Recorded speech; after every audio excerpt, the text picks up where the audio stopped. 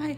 So today I'm gonna be doing another kind of different topic.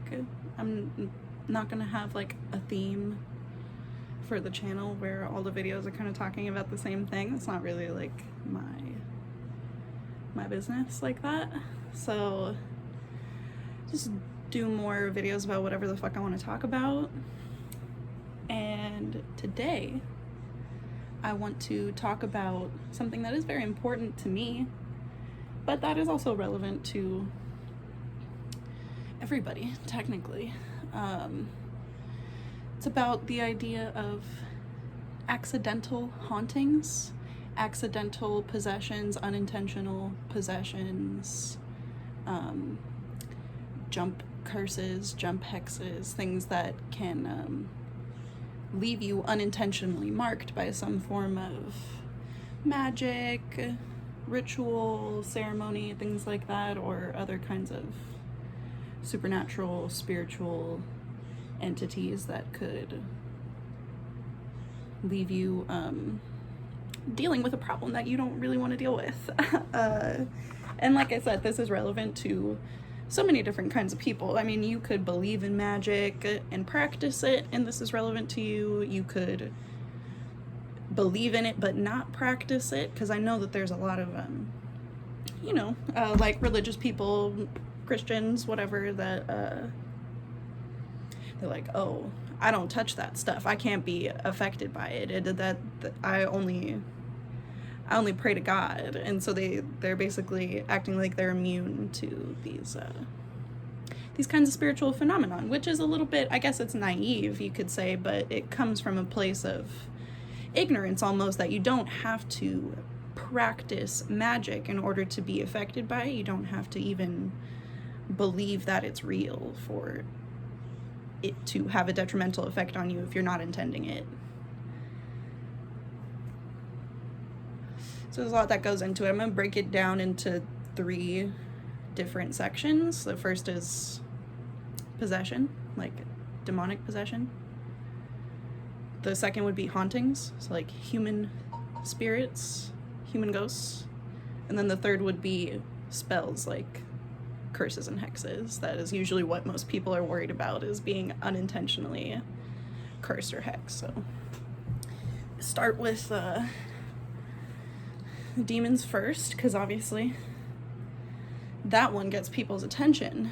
Nobody wants to accidentally have a demon move into their house or move into their body. That would be more dangerous. So the first way that you could be accidentally possessed or demonically oppressed by some sort of entity is through a phenomenon that I call jumping. Other people might have different words for it. You know, we all different. So jumping is basically the idea that when a demon is either residing in a place, or it is residing within a person or an object, that if the spirit has been discovered or found out by a spiritual practitioner that is wanting to either destroy or trap the demon, that before the practitioner is able to lock the demon into that space in order to kill it or destroy it, the demon will jump out of whatever it is occupying, whether it be a person, an object, or a place. They'll jump to the next one. So here they are already possessing, and then they'll jump if they're found out, if they're discovered, if they're, discovered by a practitioner. They'll jump out of the original occupying space and they'll occupy a different space, which, if you're unlucky, that's going to be your body, or it's going to be one of your objects, or it's going to be your house, your place. So that's one of the ones. The next one for demons is you can become accidentally possessed by acquiring the object that the demon is trapped within. So like a Dybbuk box, for example, contains and traps a Dybbuk, which is a demon. If you become in possession, like if you somehow gain this object in your possession, you can accidentally let the demon out and it could wreak havoc in your life. That's another way. And then after that, it's a more kind of, I guess, like slippery slope for ideology, is that sometimes demons will present themselves to people as other kinds of entities that are not demonic. So they'll lie and kind of lie about what they are. And that if you invite that entity in your life, if you're not knowing that it's a demonic entity, if you invite it in, that's a way you can be accidentally possessed, even though technically you invited the demon into your space. The demon wasn't truthful about its identity. So it's able to lie to you and kind of worm its way into your space or into your body. And this happens a lot with this, I wouldn't really call it a trend, but I guess it's kind of like a trend of like channeling.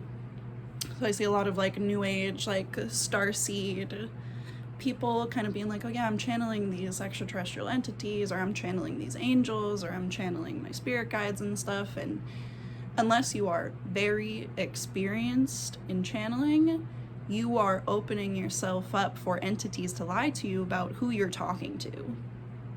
So you can think you're talking to an ET, or you can think you're talking to an angel, but you're really talking to a demon.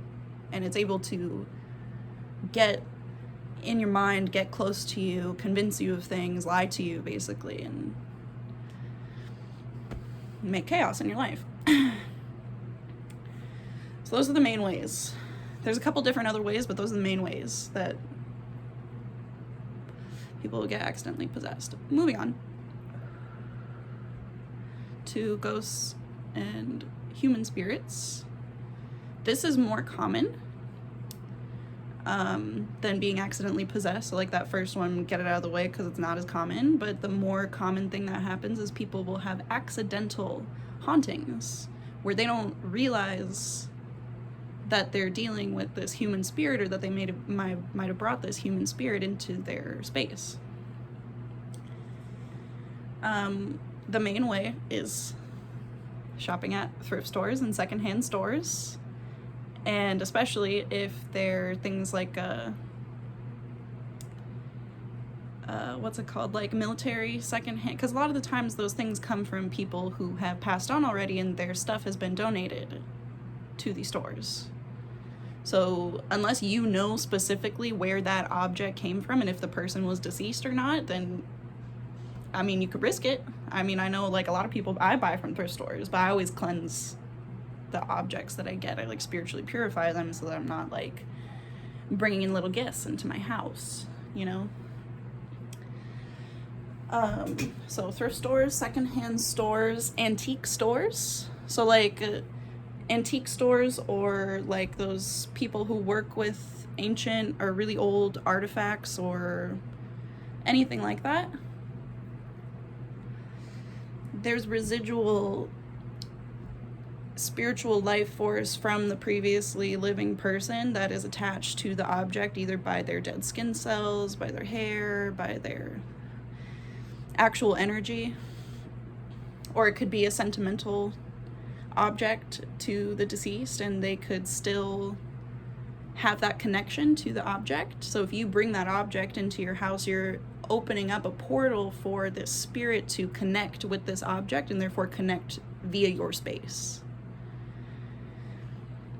The next one is a little bit controversial because I know this might freak a lot of people out, but if you are in a profession where you are dealing regularly with deceased beings, whether or not they are humans or animals, you are opening yourself up to accidental hauntings.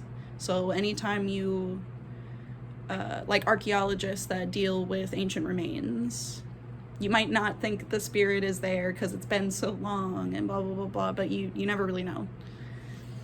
Archaeologists, doctors, veterinarians, taxidermists, just any profession that works around dead things, you're kind of like walking into that portal. Hospitals, like doctors, nurses, all of that, any kind of like hospital work. Hospitals are gateways and portals from this side to the next side because so many souls pass through there.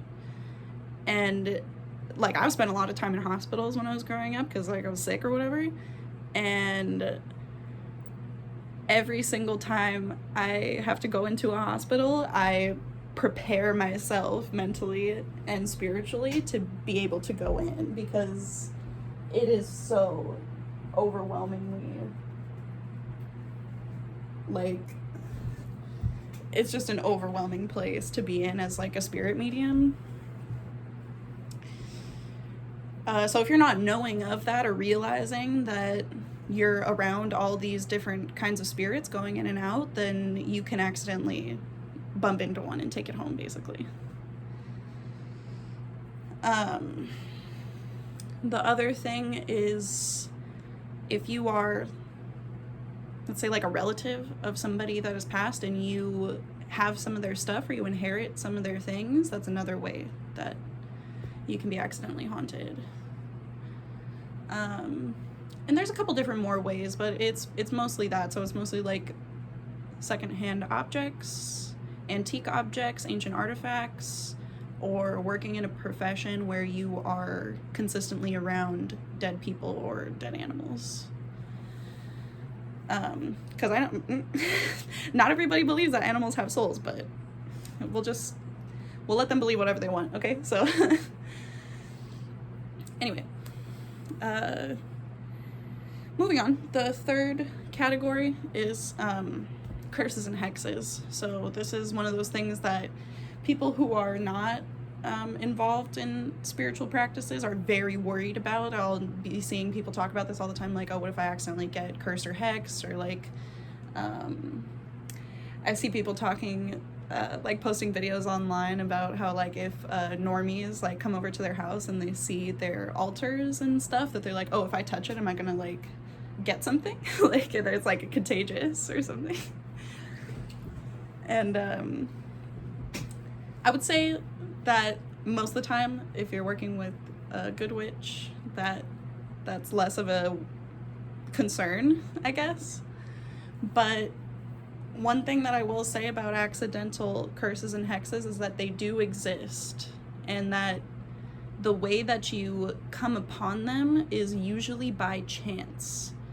So let's say that somebody does a ritual out in the middle of nowhere, like a dirt plot or an empty field or the middle of a forest or something like that. Like, they're going out there, they're doing their ceremony, they're doing their ritual, and if they leave either an altar there or an object or something that ties them to the ceremony, they will sometimes, not all the time, but sometimes they'll leave a jump hex or a jump curse. And what that means is that it is a contained spell that needs to be opened by a second or third party in order to activate it. And then what happens, the reason why they do that is because, let's say they do leave an altar in this ritual space, or let's say they do leave some kind of magical object that they're basically using as a tie to that place or to their spell, to amplify it or to empower it or something like that. When they leave the jump curse, it is in order to protect the integrity of the spell. So in their mind, when they're leaving these jump curses, it is to distract, deflect, and to spiritually protect themselves from maybe somebody messing up their ritual objects, or maybe interfering with the spell itself if the spell is tied to those objects. So there will be kind of a container or a box or something that you have to physically open, or like if it's concealed, you unconceal it, or you reveal it basically. And then in that action of you opening it with your physical body, you're allowing this curse to jump at you. And then it's not always intended for the first person who opens it. It's usually intended for a specific person that would maybe mess up the spell.